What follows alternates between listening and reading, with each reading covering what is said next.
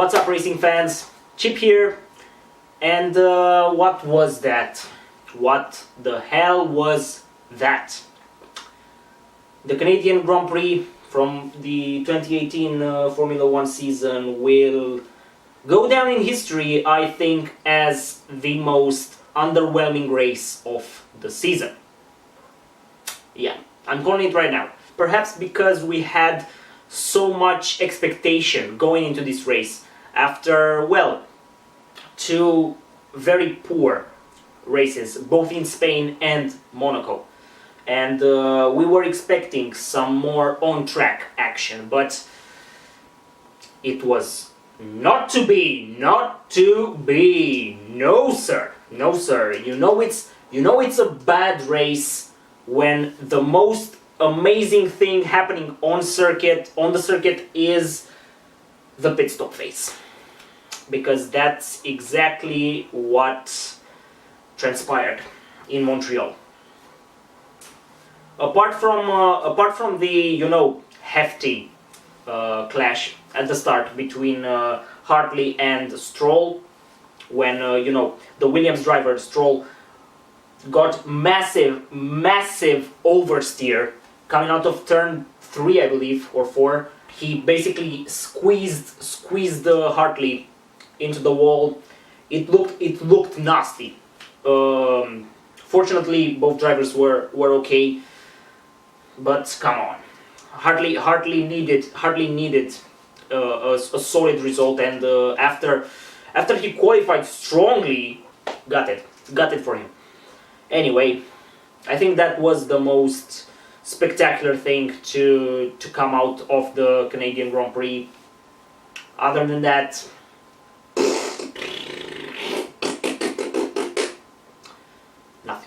nothing at all. Ricciardo had a okay start. He jumped Raikkonen, and then during the pit stop phase he jumped Hamilton as well. Raikkonen was left out a bit too long, if you ask me, and therefore he dropped behind both Ricciardo and Hamilton, and he had to settle for P6.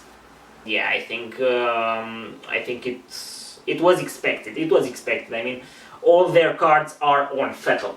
Speaking of Vettel, he was, well, unbeatable. Unbeatable today. It was just like Hamilton was unbeatable in Spain.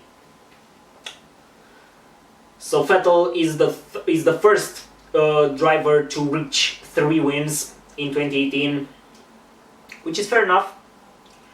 It is fair enough, but I don't know.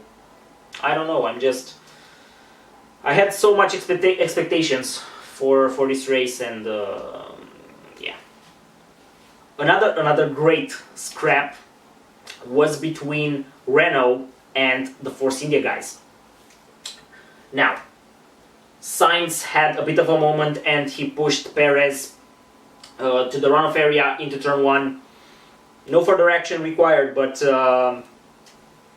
well, that's race ruined for Perez. Fair fight between both Hülkenberg and Sainz, and against Ocon in the other Force India. Fantastic racing there. And another great scrap between LeClerc and Alonso. What a brilliant scrap there. And it's sort of poetic in a way, because Alonso, as far as I'm concerned, is the best Formula 1 has to offer at this particular moment in time. He is the best driver on the grid. That's just my opinion. And LeClerc is like the up-and-coming guy, the best representative of the new generation, the one that will challenge all the records that Alonso, Hamilton and Vettel have acquired so far. It was glorious to watch for 10-15 laps.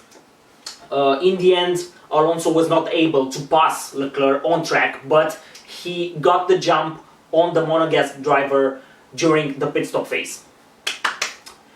Unfortunately for Alonso, he had to retire once more due to apparently exhaust issues. Tough one. He was running P10 at the time, so it would have been another point scoring position for the Spaniard.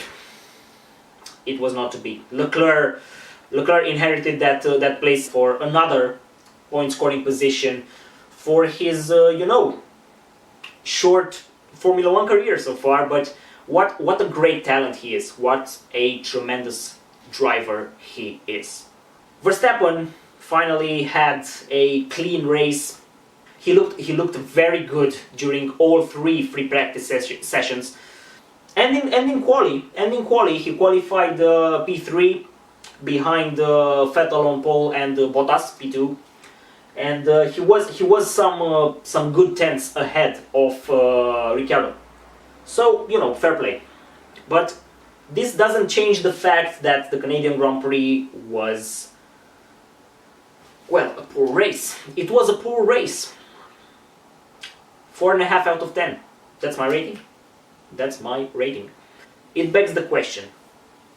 Canada, Circuit Gilles Villeneuve is still a track renowned for its overtaking opportunities.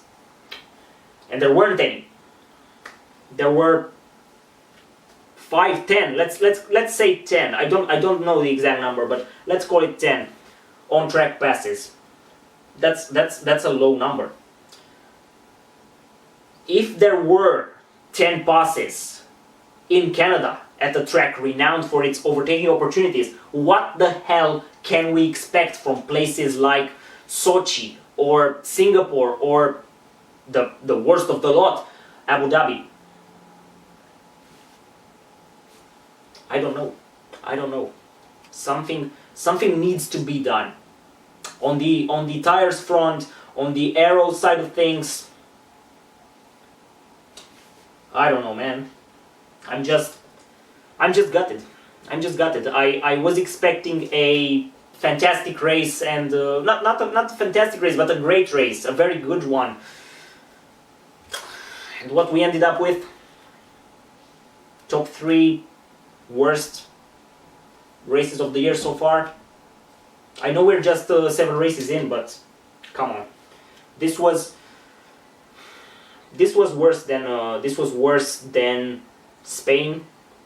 It was worse than Monaco. I enjoyed Monaco due to the drama that Ricciardo had to overcome.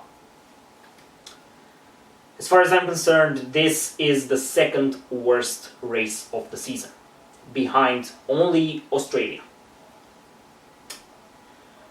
But those are just my thoughts. Before I go, I'm thinking of making a series of let's call it fan fiction in Formula 1. Let me know what do you think of this concept. We have fan fictions concerning all things pop culture. Star Wars, Lord of the Rings, Harry Potter, you name it. But not necessarily for Formula 1. So I think we can have fun making fan fiction in Formula 1. That's my idea. I think I will post the first video concerning this next week to commemorate the Le Mans 24 hours. It will be a video concerning a protagonist of Le Mans this year. I think you can guess who that person is. Yeah, hopefully you will tune in for that. Thank you so much for your great support. It goes a long way. You guys are the reason why I keep making these videos, because, well, after today's race, it's tough. It's tough to make, entertaining Formula 1 content. But due to your great support, I will keep doing this. So yeah, thank you so much. As always, leave your thoughts of this race down below. Share this video with a racing fan that you think might enjoy it. Thanks so much for watching. Tune in tomorrow for the race reactions if you want to see me get, really upset. What more can I say? If you're new around here, please subscribe for more Formula 1 content. And yeah, drop a like if you think I've earned it. See you next time, guys. Cheers.